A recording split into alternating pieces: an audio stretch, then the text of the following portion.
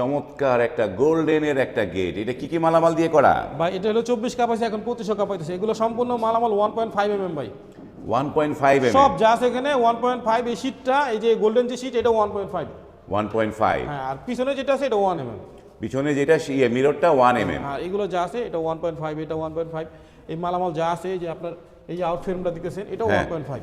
এগুলো সব হ্যাঁ, 1.5। এখানে আবার একটা পকেট পলা দিছি, আর দেখছেন এই হ্যান্ডেলটা এই গেটের সাথে ম্যাচিং করে এই হ্যান্ডেলটা আমরা বানাই দিছি। হ্যাঁ হ্যাঁ, এই যে দেখেন এখানে কবজা। হ্যাঁ, এই কবজার উপরে আর কোনো কবজা নাই। হ্যাঁ। এসএসের জগতের ভিতরে এই কবজার উপরে আর কোনো কবজা নাই। তো এই যে গোল্ডেন কালারটা, এই কালারটা কি মানে কয়দিন থাকবে রাসেল এটা ভাই? এটা ভাই বাড়ি যতদিন গেট ততদিন থাকবে ভাই। ততদিন থাকবে? হ্যাঁ, ততদিন এই গোল্ডেন কালার নষ্ট হবে না? না, নষ্ট হবে না, কিন্তু আপনার জিনিসগুলো পুইসা রাখতে হবে। অনেক সময় দেখা যায় আপনি ময়লা পরে, তো ময়লা পড়লে তো নষ্ট দেখা যাবে, কিন্তু যখন আপনি পুইসা রাখবেন তো তখন একদম এরকম চকচক হয়ে যাবে। মানে এগুলো তো মানে এই যে পানি টানি দিয়ে পরিষ্কার করা যাবে?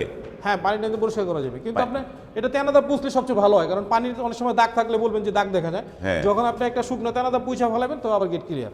গেটগুলো ক্লিয়ার। এটা কত টাকা স্কোয়ার ফিটে করেছেন এটা এটা? নিতে হলো 2200 টাকা পার স্কোয়ার ফুট। 2200 টাকা? জি, 2200 টাকা। 2200 টাকা পার স্কোয়ার ফিট।